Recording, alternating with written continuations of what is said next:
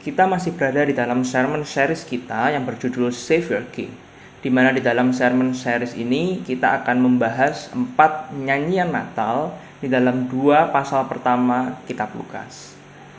Kali ini kita akan membahas mengenai nyanyian yang ketiga, yaitu nyanyian para malaikat atau yang kita sebut sebagai Gloria, atau yang seringkali kita nyanyikan sebagai Gloria in Excelsis Deo, atau bisa juga disebutkan sebagai Gloria in Altissimis Deo, atau kemuliaan bagi Allah di tempat yang maha tinggi. Ayat bacaan kita berasal dari kitab Lukas pasal 2 ayat 1 hingga 20. Mari kita baca. Pada waktu itu Kaisar Agustus mengeluarkan suatu perintah menyuruh mendaftarkan semua orang di seluruh dunia. Inilah pendaftaran yang pertama kali diadakan sewaktu Quirinius menjadi wali negeri di Syria. Maka pergilah semua orang mendaftarkan diri, masing-masing di kotanya sendiri. Demikian juga Yusuf pergi dari kota Nazaret di Galilea ke Yudea, ke kota Daud yang bernama Bethlehem, karena ia berasal dari keluarga dan keturunan Daud, supaya didaftarkan bersama-sama dengan Maria, tunangannya yang sedang mengandung. Ketika mereka di situ, tibalah waktunya bagi Maria untuk bersalin, dan ia melahirkan seorang anak laki-laki, anaknya yang sulung. Lalu dibungkusnya dengan lampin dan dibaringkannya di dalam palungan, karena tidak ada tempat bagi mereka di rumah penginapan. Di daerah itu ada gembala-gembala yang tinggal di padang menjaga kawanan ternak mereka pada waktu malam. Tiba-tiba berdirilah seorang malaikat Tuhan di dekat mereka, dan kemuliaan Tuhan bersinar meliputi mereka, dan mereka sangat ketakutan.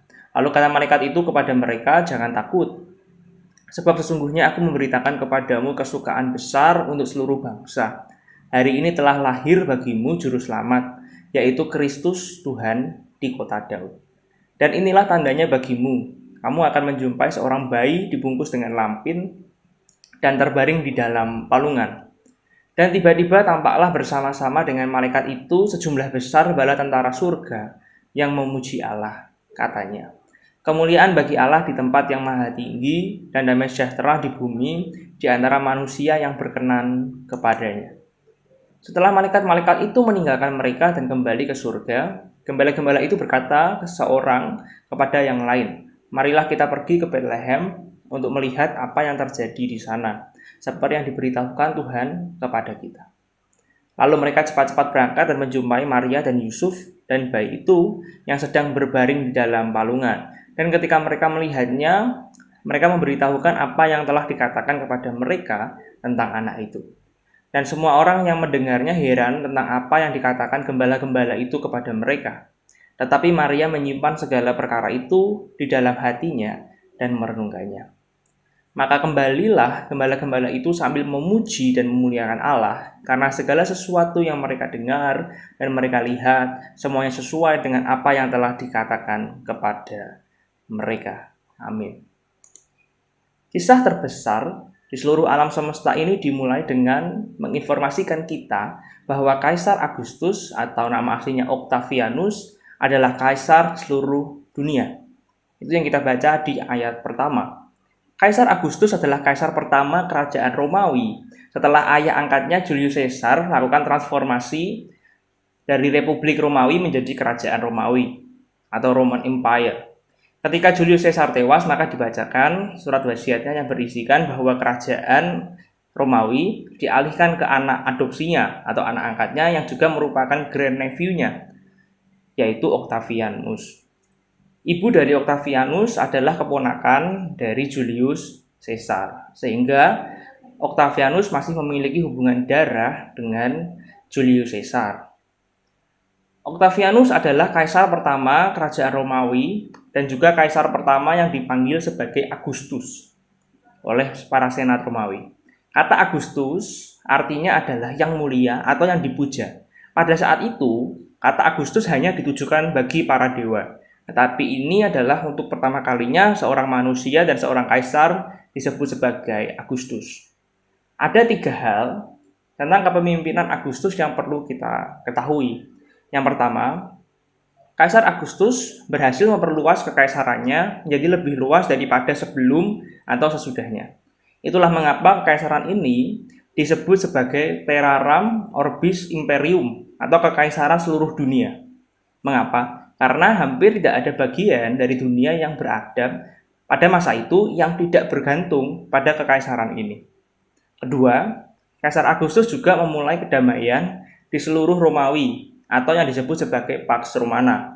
Kekaisaran menuntut orang-orang untuk tunduk kepada penguasa, dalam hal ini kaisar. Jika tidak tunduk, maka akan langsung dihukum sehingga kedamaian di wilayah Romawi terjaga.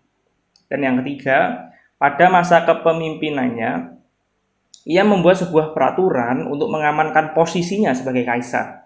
Keputusan itu adalah bahwa kaisar yang telah mati atau kaisar yang telah tiada akan menjadi dewa atau diangkat menjadi dewa. Hal ini sudah dimulai dengan membuat ayah angkatnya Julius Caesar menjadi dewa atau god. Dengan demikian, Kaisar Agustus juga disebut sebagai Son of God atau anak dewa. Dan ia memiliki julukan sebagai sang penyelamat dunia. Pada kondisi ini dunia sedang sibuk-sibuknya. Mereka pulang ke kampung halaman masing-masing untuk sensus atau pendataan. Seperti yang kita baca di ayat-ayat pertama. Nah, kenapa? Karena jika nama mereka sampai tidak terdaftar, maka mereka akan dikenakan sanksi. Itulah mengapa kalau kita baca, Yusuf dan Maria pergi dari Nazaret ke Bethlehem. Kita bisa lihat pada peta bahwa perjalanan dari Nazaret ke Bethlehem adalah perjalanan yang jauh, yaitu sekitar 90 miles atau sekitar 145 km. Karena Nazaret ada di wilayah atas, di wilayah Galilea. Mereka harus turun melewati wilayah Samaria, lalu masuk ke wilayah Yudea, dari Yerusalem ke Bethlehem. Pada saat itu Maria sedang hamil tua, di mana anaknya bisa saja lahir kapanpun. Waktunya bisa saja tiba kapanpun dan dimanapun. Nah, pada kondisi inilah Kristus lahir. Sang Raja datang saat dunia sedang tidak peduli kepadanya, karena setiap orang sedang sibuk mengurusi urusannya masing-masing. Ia juga tidak lahir dari seorang yang terpandang, melainkan dari Yusuf dan Maria. Yusuf dan Maria adalah orang-orang yang tidak terpandang. Bethlehem dan Nazaret juga kota kecil yang tidak dianggap orang. Sang Raja tidak datang kepada mereka yang menyombongkan dirinya dan merasa dirinya tidak butuh Allah, melainkan ia datang kepada mereka yang lemah dan tidak terpandang. 700 tahun sebelumnya, Nabi Mika telah menubuatkan. Kita baca bersama, tetapi engkau, hai Bethlehem Efrata, hai yang terkecil di antara kaum-kaum Yehuda, daripadamu akan bangkit bagiku seorang yang akan memerintah Israel, yang permulaannya sudah sejak purba kala, sejak dahulu kala. Yesus Kristus, Sang Mesias, Sang Raja dan pribadi kedua dari Allah Tritunggal. Ia adalah Allah yang maha besar dan maha mulia, tetapi ia rela mengecilkan dirinya menjadi seorang manusia dan seorang bayi, dan lahir di Bethlehem, sebuah kota yang tidak berarti, melalui orang tua yang bukan siapa-siapa. Bayi yang dilahirkan oleh Maria bukanlah seorang kaisar, tetapi yaitu seorang manusia yang kemudian diangkat menjadi Allah atau diangkat menjadi dewa. Tetapi bayi yang dilahirkan oleh Maria jauh lebih besar daripada itu, karena dia adalah Allah yang menjadi manusia. Sang penyelamat bukanlah kaisar, tetapi Kristus. Jika kita melanjutkan ayat yang kita baca, kita mendapati pada ayat 8 hingga 11 bahwa di daerah itu ada gembala-gembala yang tinggal di padang menjaga kawanan ternak mereka pada waktu malam. Tiba-tiba berdirilah seorang malaikat Tuhan di dekat mereka, dan kemuliaan Tuhan bersinar meliputi mereka dan mereka sangat ketakutan. Lalu kata malaikat itu kepada mereka, jangan takut, sebab sesungguhnya aku memberitakan kepadamu kesukaan besar untuk seluruh bangsa. Hari ini telah lahir bagimu Juru Selamat, yaitu Kristus Tuhan di kota Daud. Siapakah para gembala? Mengapa pesan ini harus disampaikan kepada seorang gembala? Siapa gembala? Seorang penulis bernama Randy Alcorn dalam tulisannya berjudul Shepherd's Status di dalam buku Come Thou Long Expected Jesus menuliskan bahwa pada zaman Kristus, gembala adalah orang-orang yang tidak terpandang dan berada di dalam kelas sosial yang sangat rendah. Mereka memiliki status sosial yang sejajar dengan pemungut cukai atau para penarik pajak dan juga dengan orang yang membersihkan kotoran hewan. Mereka adalah orang-orang yang merupakan orang kelas 2 dan dicap sebagai orang-orang yang tidak bisa dipercaya atau untrustworthy dan incompetent. Bahkan di dalam Mishnah atau tradisi lisan Yahudi, dikatakan bahwa jika kita melihat seorang gembala jatuh ke dalam lubang, maka kita tidak memiliki kewajiban untuk menolong dia.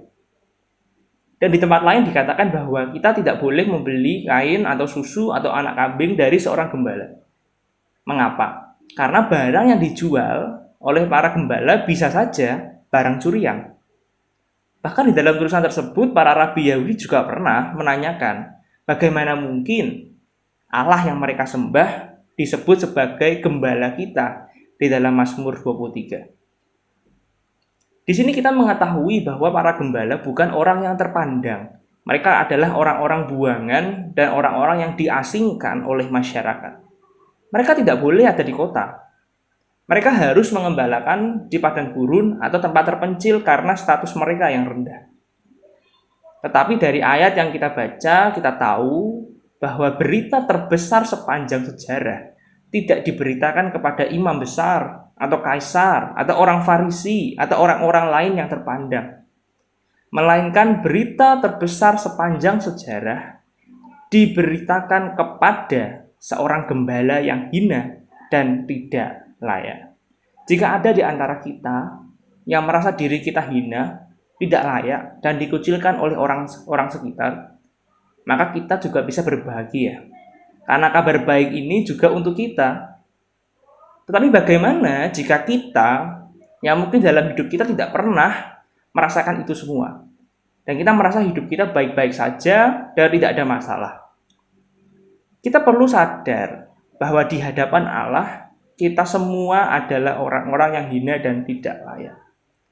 Kita tidak bisa datang mendekat kepada Allah, dan kita harus terpisah jauh dari Allah. Mengapa?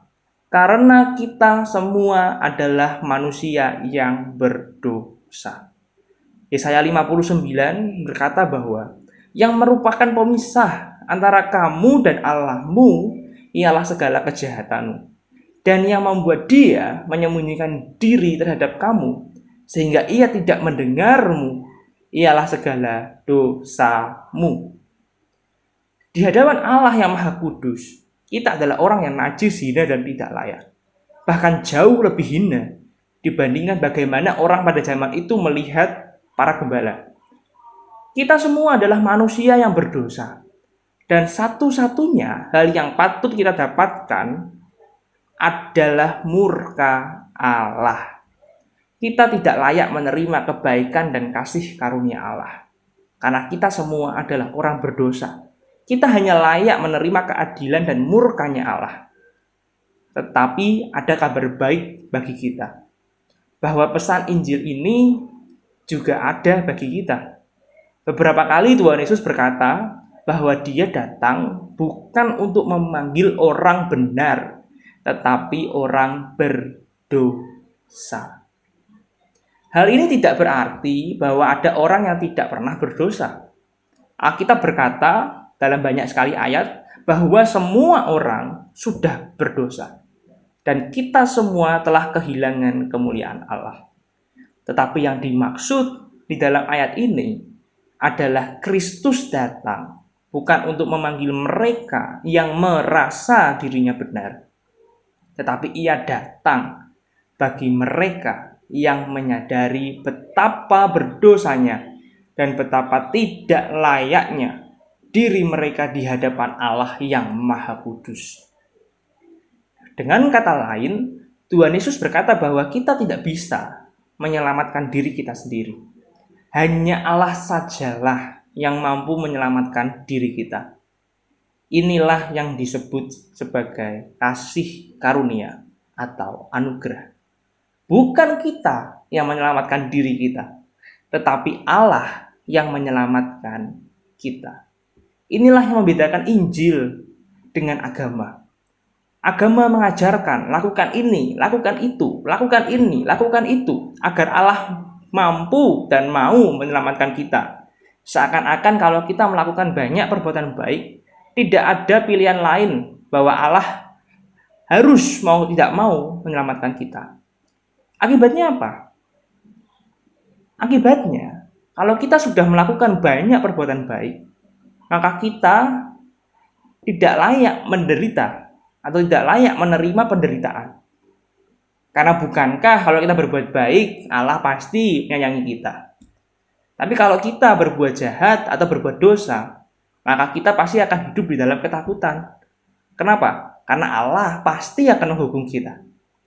Kita perlu sadar bahwa tidak ada manusia yang menyelamatkan dirinya sendiri. Dan tidak akan pernah ada manusia yang bisa menyelamatkan dirinya sendiri. Tidak ada manusia yang bisa mencapai Allah dengan usahanya sendiri. Kalau kita lihat cerita Menara Babel, orang-orang ingin membangun sebuah menara yang besar. Agar apa? Dengan usahanya sendiri, mereka bisa datang mencapai Allah. Tapi kalau kita lihat, usaha mereka sia-sia.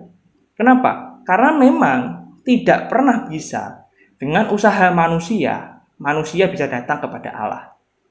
Di sisi lain, Injil berkata, bukan kita harus melakukan banyak hal atau perbuatan baik yang banyak atau apapun itu agar Allah menyelamatkan kita, tetapi Injil berkata bahwa kita sudah diterima dan dibenarkan oleh Allah. Bukan karena kita yang benar, tetapi karena kebenaran Kristus. Kita dibenarkan bukan karena kita yang benar, tetapi kita dibenarkan karena Kristus yang benar dan Dia mati bagi kita. Dia yang benar menjadi salah, menerima kesalahan kita, menerima dosa kita, agar kita yang bersalah bisa dibenarkan oleh kebenaran Kristus. Kita dibenarkan, maka kita taat kepada Allah. Kita tidak taat supaya diselamatkan, tapi karena kita sudah dibenarkan, sudah diampuni, sudah diselamatkan, maka kita taat kepada Allah. Jadi poin pertama adalah bahwa Kristus lahir untuk orang berdosa. Dan poin kedua yang akan saya bahas adalah Kristus datang untuk mati. Mari kita baca ayat 6, 7, dan 12. Ketika mereka di situ, tibalah waktunya bagi Maria untuk bersalin. Dan ia melahirkan seorang anak laki-laki, anaknya yang sulung, lalu dibungkusnya dengan lampin dan dibaringkannya di dalam palungan, karena tidak ada tempat bagi mereka di rumah penginapan. Dan inilah tandanya bagimu kalau kamu akan menjumpai seorang bayi dibungkus dengan lampin dan terbaring di dalam palungan. Sebenarnya, kalau kita mau lebih detail dalam membaca Alkitab, kita akan menemukan bahwa para gembala yang ada di dalam cerita ini berasal dari sebuah wilayah yang disebut sebagai Migdal Eder atau disebut sebagai Menara Kawanan Domba. Migdal Eder adalah sebuah wilayah atau kawasan yang berada dekat sekali dengan Bethlehem. Kita bisa lihat pada peta bahwa Migdal Eder hanya sedikit di atas dari Bethlehem. Tempat apakah Migdal Eder ini? Sampai kita harus membahas Migdal Eder. Migdal Eder adalah sebuah tempat khusus untuk mengurung kawanan domba-domba. Di dalam Mishnah Shekalim, tradisi lisan orang Yahudi, disebutkan bahwa hewan-hewan yang dipelihara di padang rumput dalam jarak tertentu dari wilayah Migdal Eder adalah hewan-hewan yang akan digunakan sebagai binatang kurban untuk upacara di bait Allah. Dari sini kita membaca dari Mishnah Shekalim 7 ayat 4 bahwa jika dia laki-laki akan dikorbankan sebagai korban bakaran, burnt offerings. Tapi kalau dia perempuan akan dikorbankan sebagai korban pendamaian atau peace offerings. Jadi binatang yang ada di sekitar wilayah Migdal Eder akan dikorbankan di bait Allah. Nah, hal ini sesuai dengan nubuatan Nabi Mika di Mika 4 ayat 8. Dan engkau, hai menara kawanan domba, atau Migdal Eder, hai bukit putri Sion, kepadamu akan datang dan akan kembali pemerintahan yang dahulu, kerajaan atas putri Yerusalem. Wow, ini sebuah nubuatan yang sangat luar biasa dan digenapi ketika para malaikat menyampaikan kabar kepada para gembala di wilayah Migdal Eder ini. Dan kita juga perlu tahu bahwa domba betina yang akan melahirkan anak domba akan dibawa ke tempat khusus di wilayah Migdal Eder ini yang bersih dan terawat. Supaya apa? Supaya anak domba yang baru lahir tidak bercacat atau tidak terluka. Karena mereka akan dikorbankan sebagai korban di Bait Allah. Nah, salah satu cara perawatan anak domba yang baru lahir adalah dengan dibungkus dengan kain lampin. Ketiadaan penginapan bagi Maria dan Yusuf bukan suatu kebetulan. Hal ini sudah dinubuatkan bahwa Kristus akan lahir di kandang domba. Yesus adalah penggenapan dari domba-domba yang dipersembahkan sebagai korban penghapus dosa. Ia memang harus dilahirkan di kandang itu. Berita kelahirannya di Migdal Eder akan sekaligus mengonfirmasi kita bahwa pribadi inilah yang nantinya akan dikorbankan untuk menebus dosa manusia.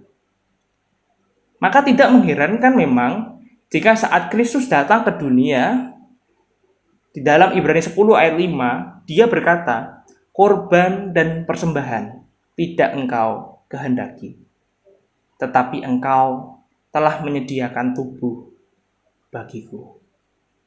Itulah mengapa ketika Kristus datang ke dunia, matanya langsung tertuju ke Kalvari. Karena itulah alasannya datang ke dunia. Dia datang untuk mati di kayu salib, menebus dosa kita.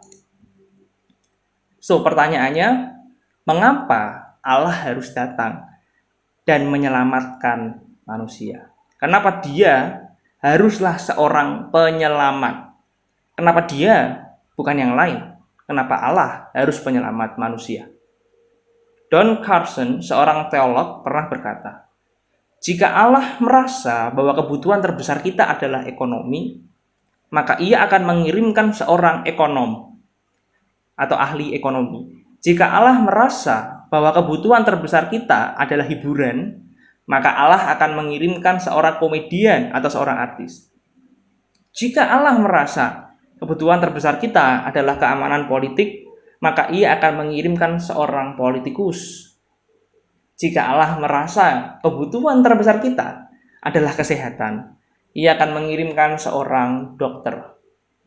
Tetapi ia merasa kebutuhan terbesar kita melibatkan dosa kita, keterpisahan kita darinya, pemberontakan kita yang amat besar kepadanya, dan kematian kita.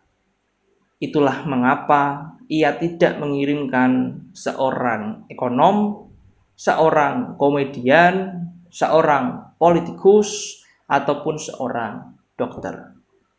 Melainkan ia mengirimkan anaknya yang tunggal, Yesus Kristus, pribadi kedua dari Allah Tritunggal, sebagai seorang penebus dan penyelamat. Karena kebutuhan terbesar kita bukan ekonomi, bukan hiburan, bukan masalah politik, dan bukan masalah kesehatan.